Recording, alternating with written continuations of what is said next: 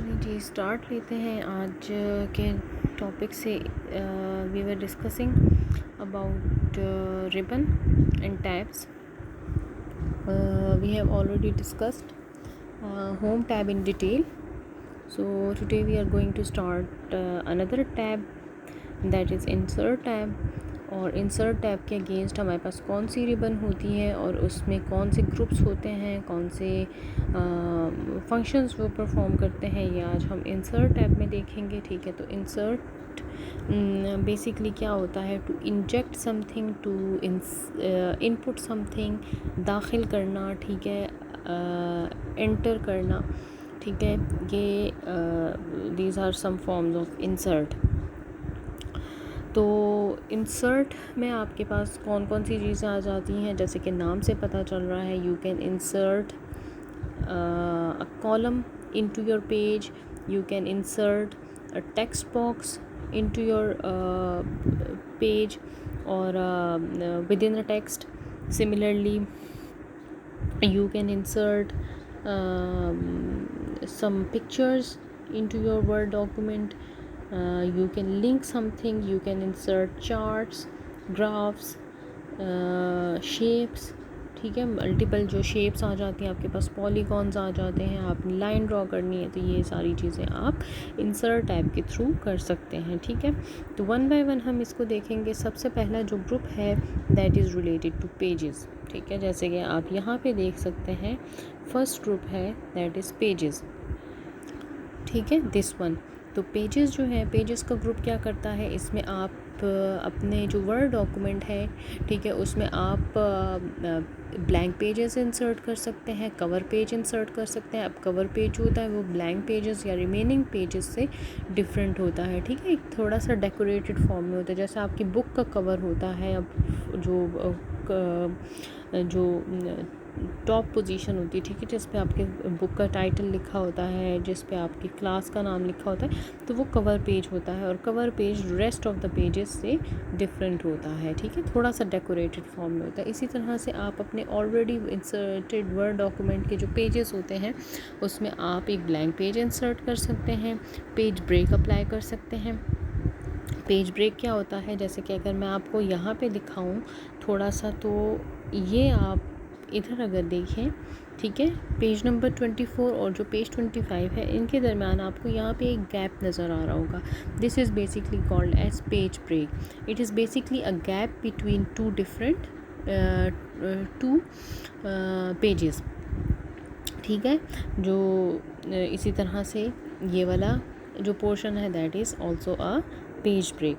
ठीक है, तो ये आपके पेजेस ग्रुप में आपके पास अवेलेबल होता है. Insert a page break places text on to a new page. ठीक है, यानी कि आपके जो पेज ब्रेक है वो क्या करता है कि आपके नेक्स्ट पेज से, यानी कि आपका जो पेज होता है ना, वो स्प्लिट हो जाता है इनटू टू पार्ट्स. ठीक है, अगर आप इस पेज ब्रेक को रिमूव कर देते हैं तो ये पेज नंबर 24 और 25 के दरमियान जो गैप है ये ख़त्म हो जाएगा. ठीक है, और टेक्स्ट आपके पास उसी सीक्वेंस में नेक्स्ट लाइन से आ जाएगा, जबकि पेज ब्रेक अप्लाई करने से आपका जो टेक्स्ट होता है वो न्यू पेज पे चला जाता है. To put a page break into a document, click page break under the pages group. अब पेज ब्रेक अप्लाई करने के लिए आपने सबसे पहले क्या प्रेस करना है? You have to click on insert tab and then pages group में जाके आपने पेज ब्रेक पर क्लिक करना है, तो आपका पेज ब्रेक अप्लाई हो जाएगा. ठीक है, okay. Next is inserting a table. ठीक है, अब सेकंड ग्रुप आपको यहाँ नज़र आ रहा होगा टेबल्स का. ठीक है, तो टेबल्स का आपको एक ड्रॉप डाउन मेन्यू नज़र आ रहा है. जब आप यहाँ पे क्लिक करते हैं तो आपके पास एक जो है वो एक पोर्शन सा आपके पास ओपन हो जाता है लाइक दिस वन. ठीक है, जब आप इस पर क्लिक कर रहे हैं, ये देखिए रेड से आपके पास मार्क हुआ है. जैसे आप इस पर क्लिक करते हैं तो यहाँ पर आपके पास एक मेन्यू ओपन हो जाता है. ठीक है, और उसमें से आप, अब ये जो ऑरेंज एरिया है, इससे क्या पता चल रहा है कि आपके पास नंबर ऑफ़ रोज़ कितने सेलेक्ट हुए हैं? 5 रोज़ सेलेक्ट हुए हैं. And number of columns are आपके पास कितने हैं कॉलम्स आपके पास, 1 2 3 4 और 5, ठीक है, 5 कॉलम्स हैं आपके पास, और number of rows are 4, 1 2 3 and 4, ठीक है। तो ये इस जितना आप माउस को ड्रैग करेंगे उतने ही नंबर ऑफ़ जो है वो टेबल जो है रोज़ एंड कॉलम्स वो आपके पेज पर अपीयर होना स्टार्ट हो जाते हैं। इसी तरह से कुछ और फंक्शनैलिटीज़ हैं इनकी। इंसर्ट टेबल, आप ड्रॉ टेबल कर सकते हैं, ठीक है, पिक्चर्स इंसर्ट कर सकते हैं। These are some different options.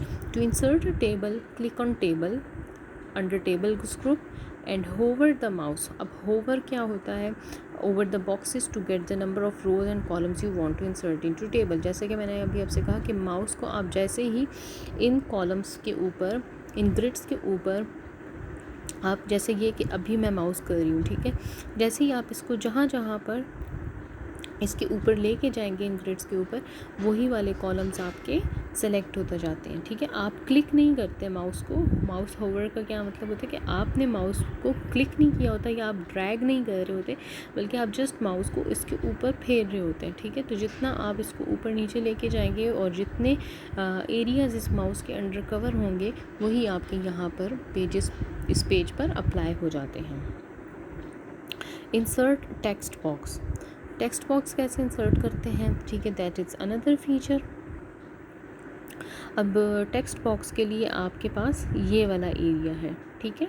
Text box की आपके पास यहाँ पर ऑप्शन होती है, और वो हम यहाँ पे से देख लेते हैं, दिस वन, ठीक है, ये बिल्कुल एंड पे, ठीक है। यहाँ पर आपके पास एक ऑप्शन है टेक्स्ट बॉक्स की, और आप जैसे ही देखें ये आपको एक एरो नज़र आ रहा है, इसका क्या मतलब होता है कि ये ड्रॉप डाउन मेन्यू होती है यहाँ पे, ठीक है। और इसको जब आप क्लिक करेंगे तो आपके पास एक मेन्यू ओपन होगा लाइक दिस वन, जैसे ये आपके पास नज़र आ रहा है। तो इसको जब आप टेक्स्ट बॉक्स को आपने सेलेक्ट किया तो ये आपके पास different options of text boxes appear हो जाएंगे, ठीक है। आप इसमें से सिंपल अगर टेक्स्ट बॉक्स सेलेक्ट कर लेते हैं तो वो आपके पास एक बॉक्स के फॉर्म में एक टेक्स्ट जो है वो सेपरेट एरिया में आप उसमें टेक्स्ट ऐड कर सकते हैं, ठीक है। और ये बहुत हेल्पफुल फीचर होता है अगर आप अपना काम जो टेक्स्ट है उसको एक सिस्टमेटिक ऑर्डर में सेव करना चाहते हैं या उसको डॉक्यूमेंट करना चाहते हैं, तो this is the best way to use insert to use a text box. अब टेक्स्ट बॉक्स को कैसे सेलेक्ट करते हैं, इंसर्ट टैब। डेफिनेट सी बात है कि आप किसी भी फीचर को जब आप सेलेक्ट करते हैं तो आप उस टैब में जाते हैं, तो आप टेक्स्ट बॉक्स को सेलेक्ट करने के लिए इंसर्ट टैब में जाएंगे। देन आप क्या करेंगे, टेक्स्ट बॉक्स पे text box command in the text book, text group, ठीक है। टेक्स्ट ग्रुप में आप क्या करेंगे कि इसको सेलेक्ट करेंगे, ठीक है, इन commands group, and command group में आपने फिर इसको टेक्स्ट ग्रुप में जाके टेक्स्ट बॉक्स कमांड को चूज़ करेंगे। उसके बाद आपके पास एक ड्रॉप डाउन मेन्यू ओपन होगा, जैसे कि आप यहाँ पे देख सकते हैं लाइक दिस वन, और इनमें से आप जिस भी आप क्लिक करेंगे वो आपके पास टेक्स्ट बॉक्स सेलेक्ट हो जाएगा। फिर उसके बाद क्या होता है कि वो आपके पास बाय डिफ़ॉल्ट ब्लू से हाईलाइटेड होता है या उसमें एक टेम्पलेट टेक्स्ट गिवन होता है, ठीक है। तो जब आप उस पर क्लिक करेंगे तो वहाँ से आप उसको एक कर्सर ब्लिंक करना स्टार्ट कर देता है, और फिर उसके बाद आपका टेक्स्ट जो है वो टाइप होना स्टार्ट हो जाता है। Insert a symbol. समटाइम्स ऐसी सिचुएशन आ जाती है, लेट्स सपोज आप कोई मैथमेटिकल कैलकुलेशन या इकोनॉमी से रिलेटेड कोई डॉक्यूमेंटेशन कर रहे हैं, ठीक है, तो उसमें आपको कुछ सिंबल्स की रिक्वायरमेंट होती है, ठीक है, या इवन आपके कुछ ऐसे अल्फ़ाबेट्स होते हैं, ठीक है, जो केमिस्ट्री से रिलेटेड हो गए, जो आपके फिज़िक्स से रिलेटेड हो गए, ठीक है। तो इस तरह के कुछ सिंबल्स जो होते हैं वो आप अगेन चूज़ कर सकते हैं यूजिंग सिंबल कमांड, ठीक है, फ्रॉम सिंबल ग्रुप्स, ठीक है। सिंबल्स का एक ग्रुप होता है और वहाँ पर आपके पास एक सिंबल कमांड होती है, वहाँ से आप इसको चूज़ कर सकते हैं, ठीक है।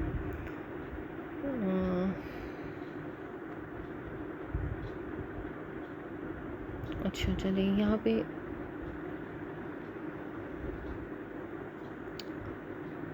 ठीक है, वो यहाँ पे हमें नज़र नहीं आ रहा, ठीक है, वो इधर कहीं होता है, ठीक है, इसके बाद होता है। एनीवेज़ यहाँ से हम देख लेते हैं, ठीक है। ये आपके पास सिंबल कमांड है और ये सिंबल्स ग्रुप में से आपके पास जब आप सिंबल कमांड पर क्लिक करते हैं तो आपके पास ये मेन्यू डिस्प्ले हो जाता है और इसमें आपके पास मल्टीपल सिंबल्स हैं, ठीक है।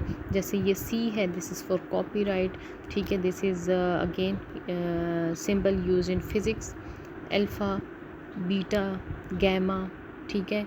ये पाई, ये मैथ्स के सिंबल्स हो गए, ओमेगा, इसी तरह से summation. These are all different symbols use in multiple fields, ठीक है। तो वो आप इसमें से चूज़ कर सकते हैं डिपेंडिंग कि आप कौन सा डॉक्यूमेंट टाइप कर रहे हैं। फिर इसी तरह से अगर आपने हेडर एंड फुटर इंसर्ट करने हैं तो आप अपने बुक के जो है वो डॉक्यूमेंट के में हेडर और फुटर इंसर्ट कर सकते हैं। अब हेडर जो होता है वो आपके पास टॉप पोजीशन पर होता है, हर पेज के टॉप पोजीशन पर आपके पास एक हेडर होता है और बॉटम पे जो आपके पास एरिया होता है वो आपके पास फुटर होता है, ठीक है। तो हेडर और फुटर, अब यहाँ पे जो आप देख सकते हैं पेज, चले ये तो पेज नंबर है, ठीक है। तो ये भी आपके फुटर एरिया पे इस वक्त इंसर्ट हुआ है।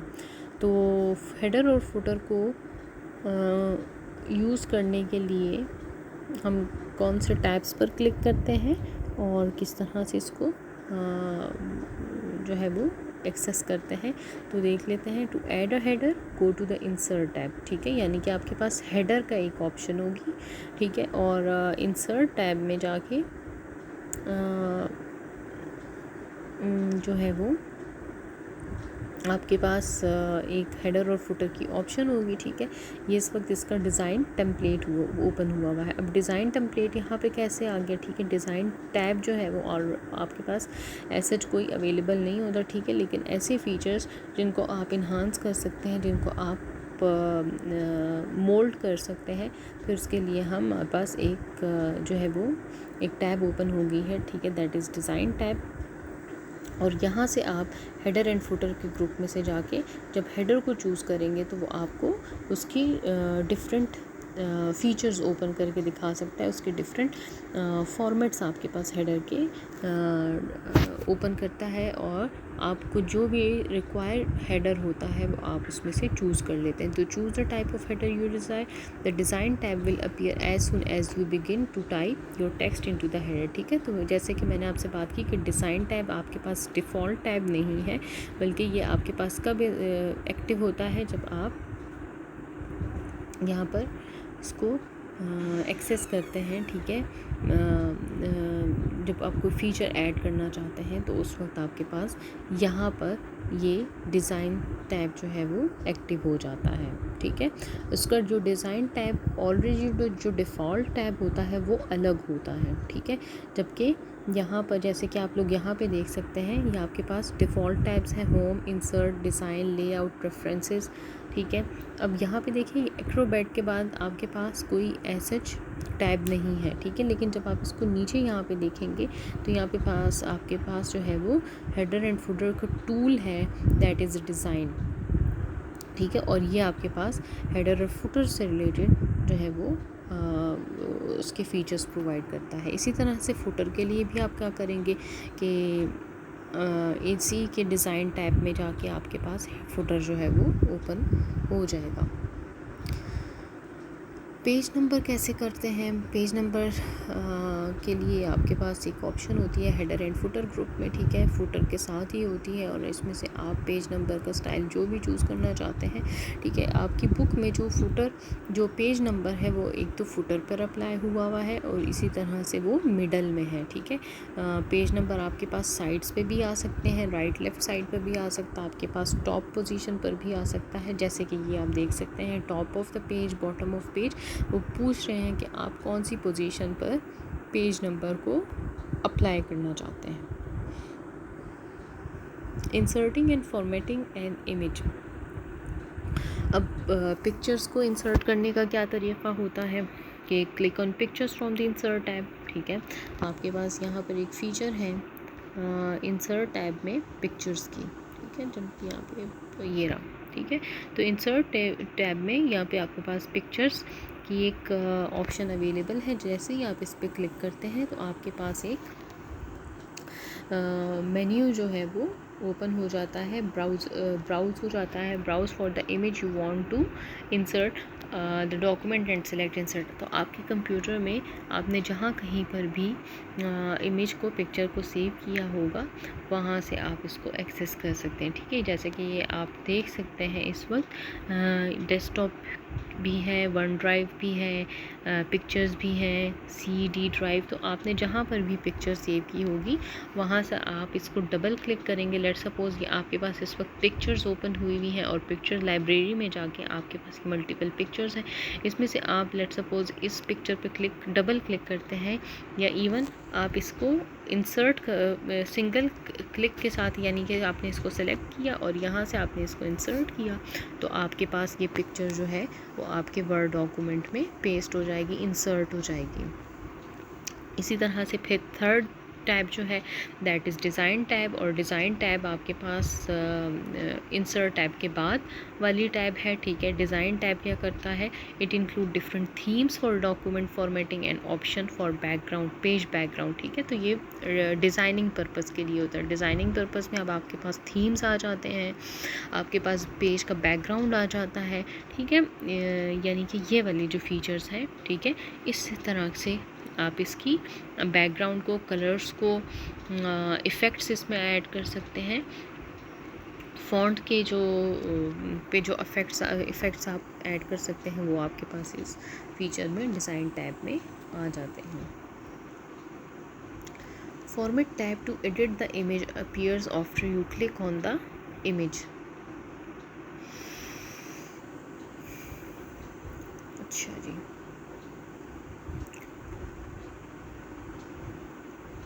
अच्छा, अब इमेज के ऊपर आप कौन सी एडिटिंग कर सकते हैं। जैसे कि आप कोई किसी इमेज पे क्लिक करते हैं तो उस इमेज के यानी कि जो पिक्चर स्टाइल्स हैं या इफ़ेक्ट्स हैं, ठीक है, ब्राइटनेस है, उसकी पोजीशन है, ठीक है, वो आप किस तरह से चेंज कर सकते हैं वो हम देख लेते हैं।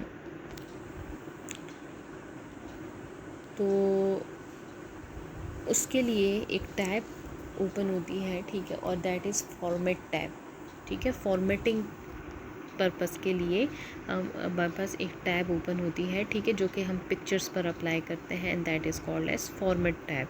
और फॉर्मेट टैब क्या करता है, ये आपके पिक्चर्स के इफ़ेक्ट को चेंज करता है। यानी कि आपने अगर पिक्चर पे कोई बॉर्डर अप्लाई करना है तो वो आप कर सकते हैं, पिक्चर को आप उसकी 3D लुक लेकर आना चाहते हैं तो वो आप कर सकते हैं, टेक्स्ट रैप कर सकते हैं, उसकी पोजीशन को चेंज कर सकते हैं, वर्टिकल हॉरिजॉन्टल पोजीशन आप कर सकते हैं, क्रॉप कर सकते हैं। इवन क्रॉपिंग में क्या होता है कि आपकी जो इमेज है, जो उसका एक्सेस पार्ट होता है वो आप रिमूव कर देते हैं, जो आपका रिक्वायर्ड पार्ट होता है वो आप उसको एज इट इज़ उसको छोड़ देते हैं। ठीक है, अलाइनमेंट कर सकते हैं, ब्राइटनेस चेंज कर सकते हैं, बॉर्डर्स अप्लाई कर सकते हैं। ठीक, तो ये आपके पास फॉर्मेटिंग, पिक्चर्स पर आप डिफरेंट फॉर्मेटिंग अप्लाई कर सकते हैं।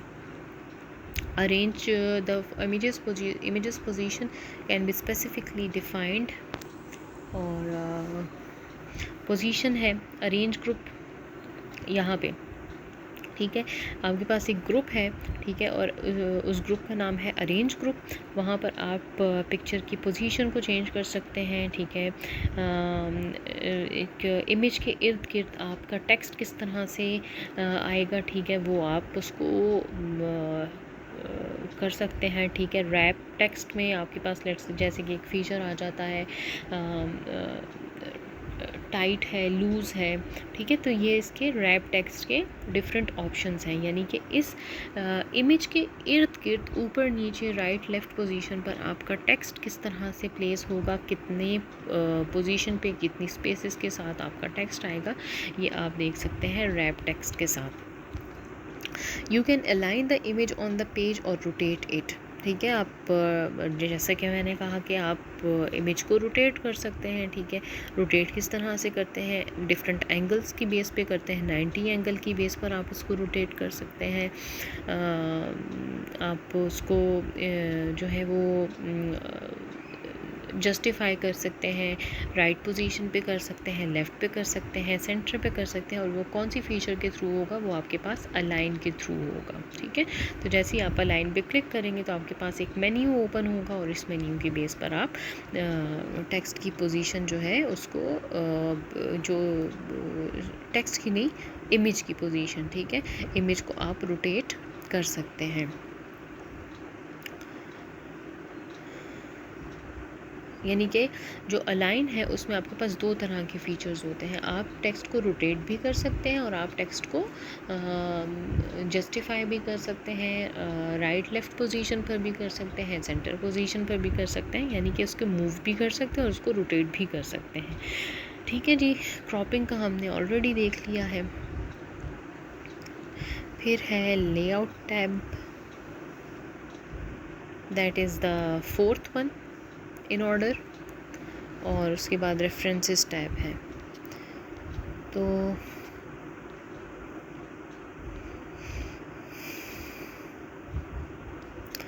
अच्छा, देन अब देख लेते हैं जी रेफरेंसेस टैब।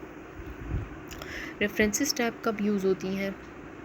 ठीक है, जब आपने कोई साइटेशन करनी होती है, आपने कोई डॉक्यूमेंट आप टाइप कर रहे हैं या आप कोई रिसर्च कर रहे हैं, और रिसर्च में आप किसी ऑथर की पब्लिकेशन को इंक्लूड कर रहे हैं, या आपने किसी जगह से टेक्स्ट को कॉपी किया है किसी वेबसाइट से, ठीक है, और आप उसका रेफरेंस ऐड करना चाहते हैं, तो वो आपके पास रेफरेंसेस टैब के थ्रू ईजीली हो जाता है। ठीक है, तो इसमें आप एक फ़ीचर तो ये हो गया कि आपने रेफरेंसेस कोट कर ली, साइटेशंस आ जाती हैं, इसी तरह से फुट नोट और एंड नोट आ जाता है।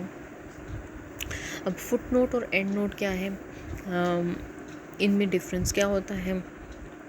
आपने अक्सर देखा होगा कि आपकी जब बुक्स पढ़ रहे होते हैं या स्टोरी बुक्स पढ़ रहे होते हैं, तो वहाँ पे आपके टेक्स्ट के साथ एक नंबर लिखा होता है। कभी कभार कुछ अगर आप और से उसको देखें तो 1 2 करके एक नंबर लिखा होता है। ये बेसिकली आपको रेफ़र कर रहा होता है, ये बेसिकली किसी चीज़ की रेफरेंस होती है या इसका कोई मीनिंग होता है। ठीक है, at the end of the page, और it can be either at the end of the document. ठीक है, तो ये आपके पास फुट नोट और एंड नोट की कैटेगरीज़ में आ जाती हैं। इनको हम आगे फर्दर जाके डिटेल में भी डिस्कस करेंगे कि एंड नोट का क्या पर्पस होता है और फुट नोट कहाँ पर हम यूज़ करते हैं। ठीक है, साइटेशंस भी आ जाती हैं। साइटेशंस आपके पास, अगेन मैंने कहा कि ये रेफरेंसेस आप जब कोट करते हैं तो ये आप उसमें इंसर्ट कर सकते हैं, और किस सीक्वेंस के साथ करना होता है, ये आपके पास डिफरेंट स्टाइल्स इसके अवेलेबल होते हैं। ठीक है, इसी तरह से बिब्लियोग्राफी, दैट इज़ अगेन जो है वो comes under category of references tab. तो इसकी डेफिनेशन देख लेते हैं। This tab is mainly used for scholarly papers. ठीक है, यानी कि जो आपके रिसर्च पेपर्स होते हैं, जो आपने पब्लिश करने होते हैं या आप ख़ुद से लिख रहे होते हैं। ठीक है, यानी कि आपकी जो फाइंडिंग्स होती हैं जिस पे आपने रिसर्च की होती है और आप उसको लिख रहे होते हैं। ठीक है, आप उसको बुक्स की फॉर्म में लिखते हैं या आप उसको एक रिसर्च पेपर की फॉर्म में लिखते हैं, तो उसके लिए जो सबसे ज़्यादा आपके वर्ड में जो टैब यूज़ होती है वो उसमें ये रेफरेंसेस टैब बहुत ज़्यादा इम्पोर्टेंस रखता है। ठीक है, इसके बगैर बहुत मुश्किल हो जाता है।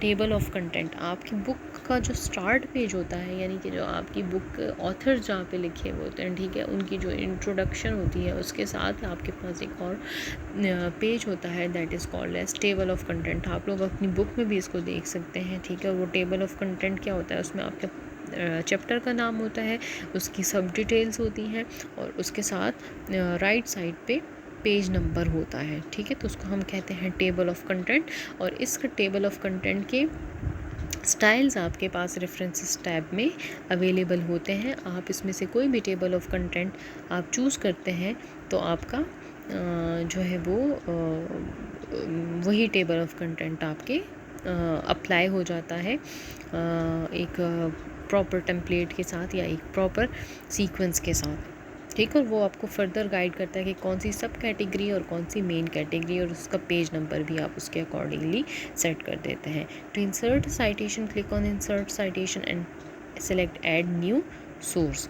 ठीक है, तो जैसे ही आप साइटेशन पे क्लिक करते हैं, यानी कि आप रेफरेंसेस टैब में जाके इंसर्ट साइटेशन पे जाएंगे और जैसे ही आप इसको क्लिक करेंगे, ठीक है, तो आप लोग यहाँ पे देख सकते हैं कि ये जो एरो नज़र आ रहा है ये बेसिकली आपको एक मेन्यू ओपन करके दे रहा है, जो कि आप लोग यहाँ पर इजीली देख सकते हैं, ठीक है। और ये किस पर्पज़ के लिए होता है, ये आपने मल्टीपल सोर्सेज जो है वो जहाँ से आपने लिए हैं अपनी डॉक्यूमेंट्स में या जो रिसर्च पेपर है, ठीक है, उसका वो आपने जहाँ से कोट किया होता है उसका सोर्स लिख लेते हैं। और वो सोर्स लिखने के लिए आपको ये फीचर्स प्रोवाइड करता है कि फॉर एग्ज़ाम्पल अगर आपने नेशनल बुक फाउंडेशन की जो है वो एक उसका सोर्स लिया है, तो उसका आप टाइटल लिखते हैं, सिटी लिखते हैं, ये आपके पास डिफरेंट इसकी ऑप्शंस होती हैं। जैसे आप इसको ओके करते हैं तो ये आपकी साइटेशंस आपकी वर्ड डॉक्यूमेंट में इंक्लूड हो जाती हैं।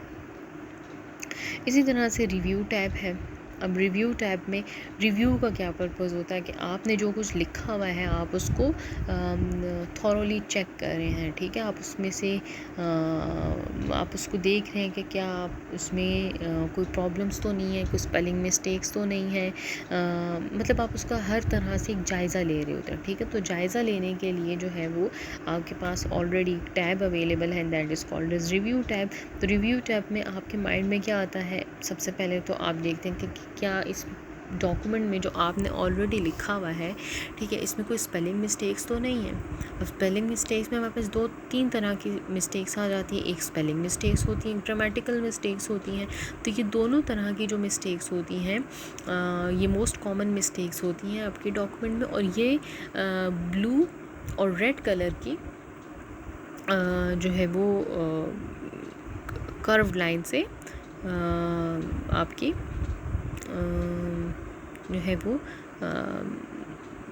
आइडेंटिफाई होती हैं, ठीक है। तो जो ग्रामेटिकल मिस्टेक्स होती हैं वो आपके रेड कलर से आ जाती हैं, आपकी जो स्पेलिंग मिस्टेक्स होती हैं वो ब्लू से आ जाती हैं, ठीक है।